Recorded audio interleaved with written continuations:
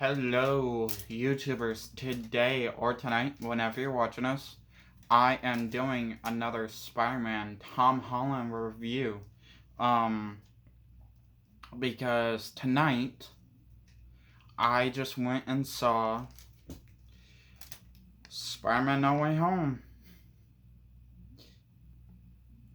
No Way Home. If the camera can get that. Yeah. No Way Home.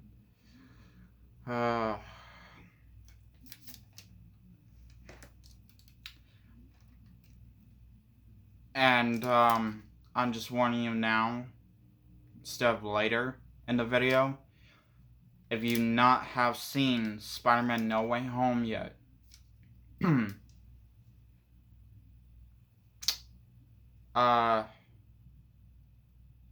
not watch this. And I am serious. Do not watch this video review. I do not care if you're a person that do not care about spoilers. This is a movie like Avengers Endgame. And for the hell of it, even Infinity War should not be spoiled for you. If you got the money, or hell, if you can figure out to get the amount that you can just buy the ticket, maybe popcorn and pop, and go and see it. Because this, like I said, is like a movie like Avengers Infinity War and Endgame should not be spoiled for you.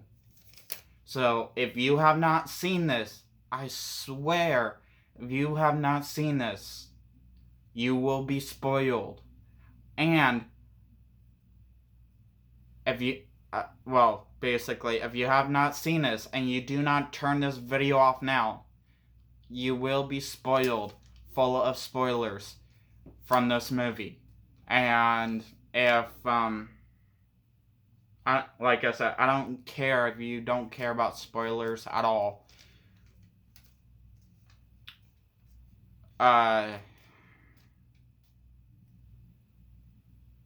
Because you will after you see the movie.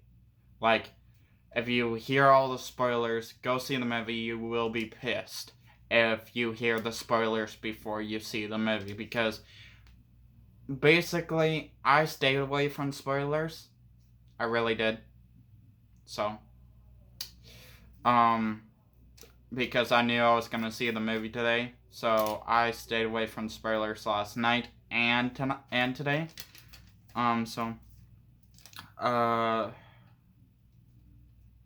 But I warned you.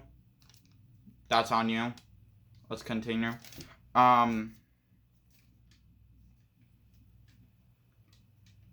First off first.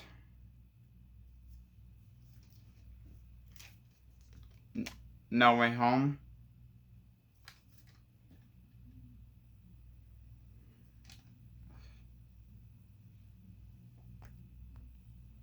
is exactly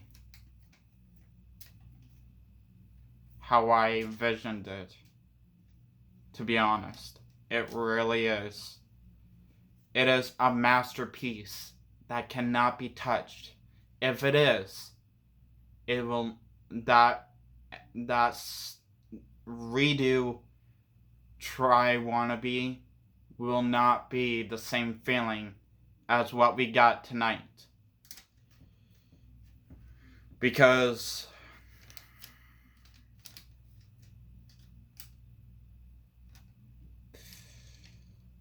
I will say this. This is the most biggest Spider-Man movie we ever gotten. And that did shock me. Made me cry the most out of all Spider-Man movies. And got me really agitated. Got me really excited. The excited part was, honestly, I really got my hopes up after I really saw this past episode of Hawkeye um, from this past Wednesday, because and if you haven't seen that, and if you have not clicked away now, that's on you. Because they announced at the end of that episode of Kingpin, they had Hawkeye, they had Kate Bishop showed Clint her phone, and on her phone was a picture of her mom and the Kingpin. Now, who do they got to play the Kingpin? The picture wasn't all that clear, but I'm pretty sure I know who they got to play Kingpin in the Marvel Cinematic Multiverse universe. Because, well, Marvel Cinematic Multiverse. Because, to be honest, after I heard Kingpin, I was really hoping in Spider-Man No Way Home they would have introduced Daredevil, and not just any Daredevil. But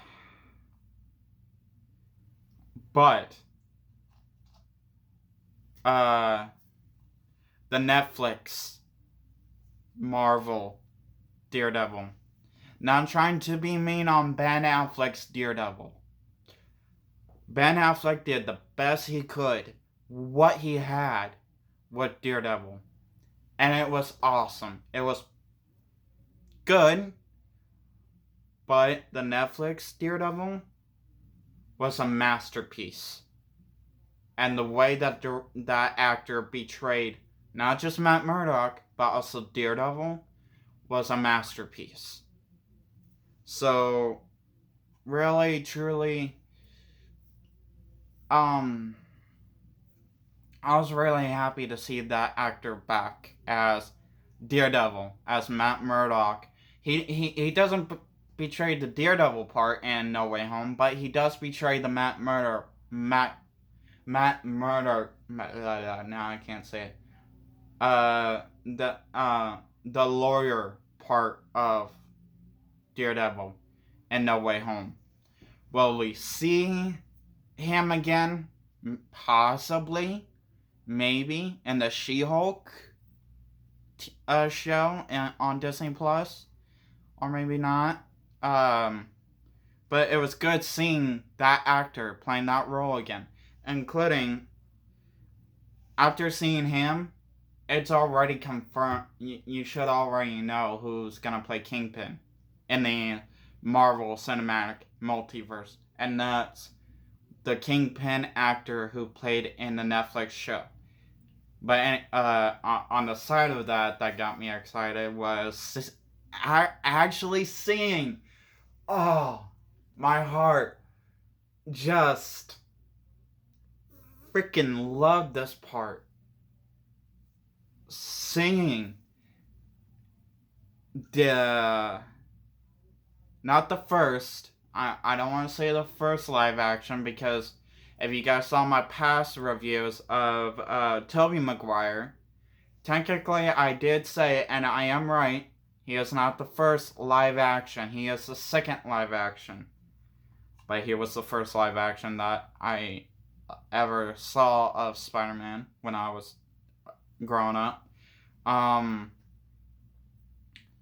Tobey Maguire and Andrew Garfield, when I saw them come into the movie, it was, I was excited. I was excited, but the part I deeply loved the most was when Tobey and Andrew was not just connecting with each other, but also connecting with Tom Holland's Peter Parker. And yeah, I understand some people just love Tobey Maguire. Some people just love Andrew Garfield, and some people just love Tom Holland. My mom,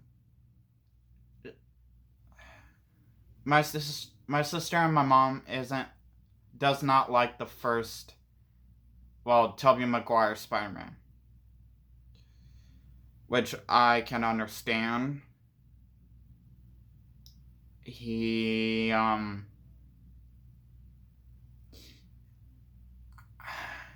what he does, why he came back to play Spider-Man, and the reason is to get a solo film and to stay in it. I'm not very pleased, but it's only what I heard. I don't know what you guys heard. Andrew, I was very pleased to come back because I know what his reason is, and I was not disappointed in him, what his reason was. Do I like all three? Of course. I love all three. I thought Tobey Maguire is like my third favorite. Andrew Garfield is like my second favorite. And Tom Holland is like my first favorite. And I don't have a I don't only like one. I like them all. Toby my third, Andrew my second, Tom my first favorite. That's my list. But so like I said, I really loved seeing them connect with each other. All three of them connect with each other, bonded, laugh, joke with each other. It was just really awesome. And the humor of saying Peter Parker, and all three of them was like, we're all Peters. We all are Peter Parkers. You have to be Pacific. And I loved how they kind of joked with each other, like, dude, your webs are organic. Dude, they just popped out of your wrist. How do you make them? Does it just like, does your body make them somehow? Does your what? I mean, we have to make the webs ourselves, and that's a pain. I mean, just running out of webs, it sucks. And that was just funny, and I really loved it. I loved all that.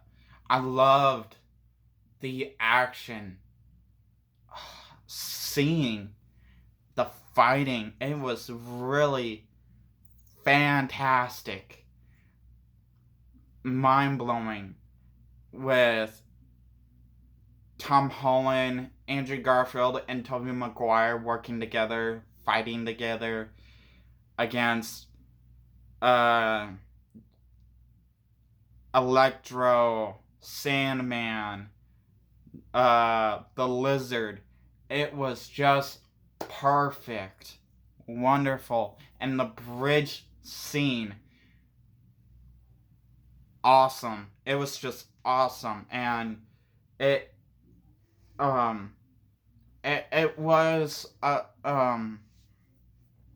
that scene also got me worried. The bridge scene stopped my heart. I just started crying. Because I was worried about Peter, and so and seeing Doc Ock, Electro, the Lizard, Green Goblin, and Sandman all back together, and I'm like, yeah, this is awesome. And honestly, seeing it from the trailers into the movie is even better.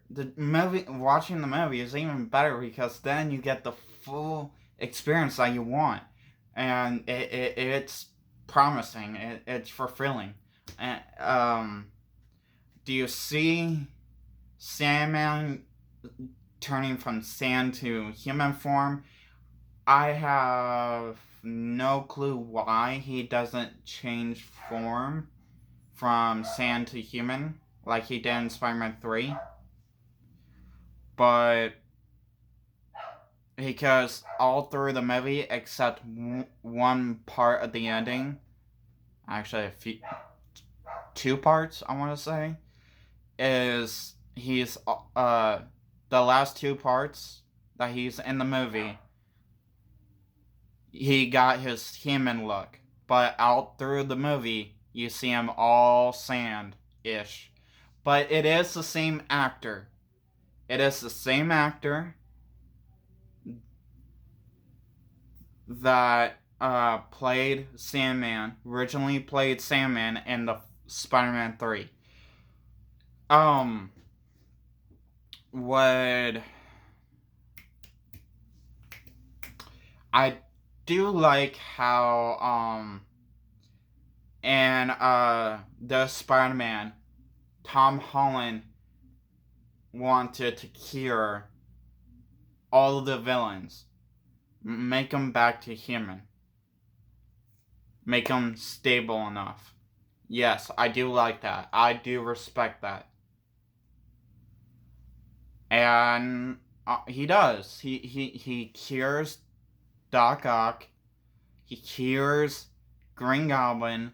Cures Sandman, Electro, and the Lizard. And he didn't do it alone. Tom Holland did not cure them alone. Toby had helped Tom curing most of the villains, and Andrew helped Tom cure most of the other villains, and even Doc Ock helped Toby, Andrew, and Tom. At the end, the fighting scene around the Statue of Liberty, I was very shocked that Doc Ock turned around. I mean, I thought Green Goblin would have ripped that cure chip out and destroyed it, and where Doc Ock is like all bad and stuff again. But I think the director did smart on that part, because it'd be like, I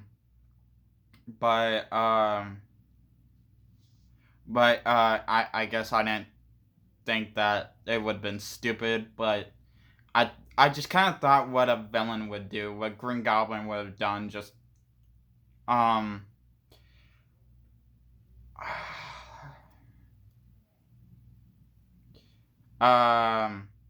did I something that my mom brought up that she didn't like? Did I mind it? Not really, not trying to be mean. Was the Statue of Liberty fighting scene so fast that you can't tell what Spider-Man was attacking who? Kind of. It kind of was. I mean, at some points they were swinging fast, they were moving fast, attacking fast, but at most scenes you could actually tell who was who at some scenes. Not all, but some. And you know what? Not trying to be mean to my mom and sister.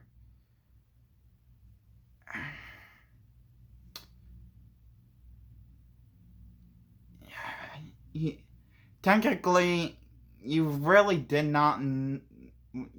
Technically, you don't want to care, and you don't want to know which Spider-Man is who, and who is attacking who, because, or doing what, because really, the main thing that your basically mind is processing is that you're watching a Spider-Man film with three Spider-Man together, fighting together, and honestly, it's worth it. It's, and you don't want to think, okay, who's attacking who? What is this other Spider-Man doing? That would, not trying to mean, it would take the whole mind process out of the fighting, out of the thrill of, and you okay, I see their point, but I can see some people's point of them not caring. All they would be caring is how the action is, the thrill, the three Spider-Man are on screen and fighting together.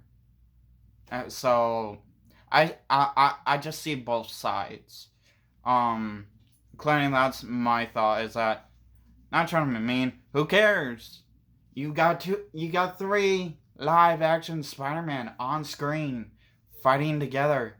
You can't really slow mo them swing, kicking, punching. Wow. No. It's not it's not like the 1977 where he can go where it's not where it's the 1977 Spider-Man where it's like pow. Oh. Wow. No. Including it's not like the Adam West Batman. Pow, plam. No. Oh, watch me dance moving slow. No. So I truly believe the CGI was great. Nothing wrong with it. Was it kind of noticeable if you really wanted to pay attention and be a bitch or a dick about it? So,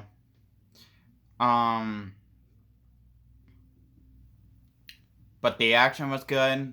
If I could give it more than 5 stars, I would give it 100 stars. Now, to be honest, the saddest part was, which I knew I was gonna cry in this film. I didn't know how bad though.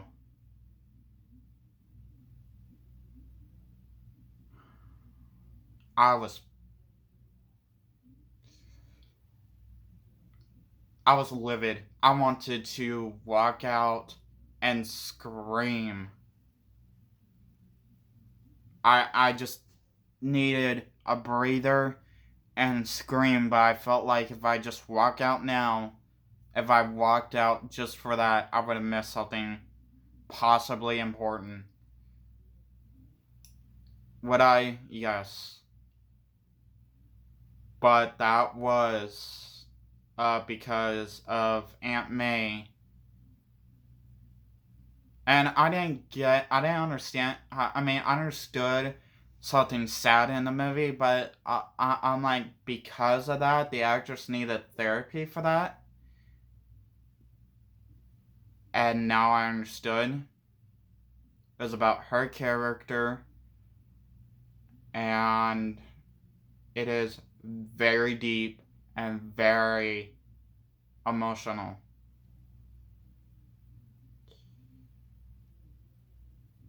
And whoever played the PlayStation game of Spider-Man, which I was one of them, that scene, that ending scene hit me too, of Aunt May dying. It was exactly like that feeling from the game into the movie.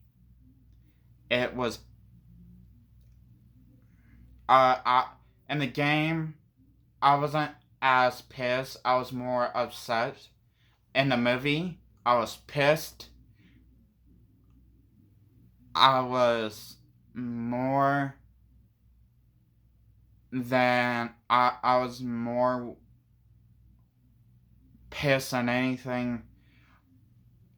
I was upset, and I understood what Tom Holland's feeling of wanting to kill Green Goblin for killing his aunt,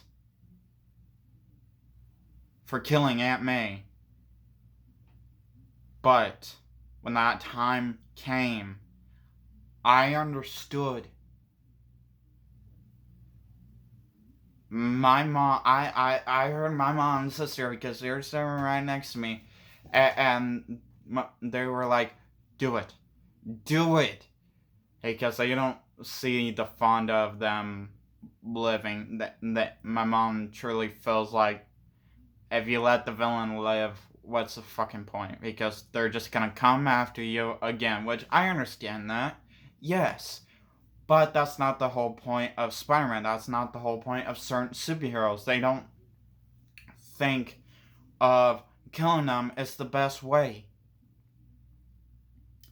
Do I agree at times to just kill the villain, to kill the criminal? Yes, I do. But I also know killing them will not bring them back, will not fix everything, and it will destroy you part of the process.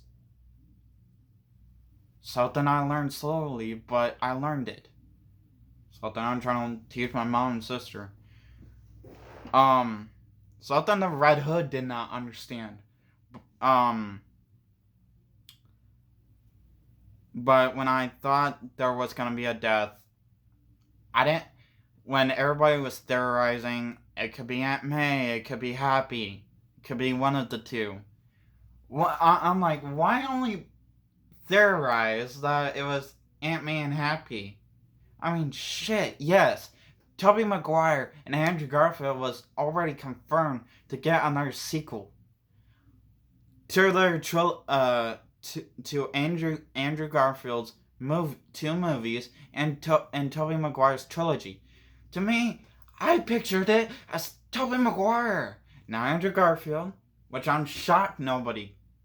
Well, one person. I know one person was pushing the issue of one Spider-Man would die, and that would be Tom Holland, which I'm like, okay, yeah, maybe, but doubtful. I mean, seriously, very doubtful that Tom Holland. Everybody right now, and so far, the biggest money making on the side of Venom for Sony is Tom Holland. Yeah, they got Venom, but so far, the top biggest over Venom is Tom Holland for Sony and Disney and Marvel.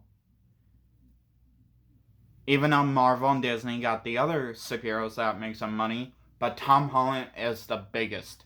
This money's gonna make thousands because of what they did in this movie. I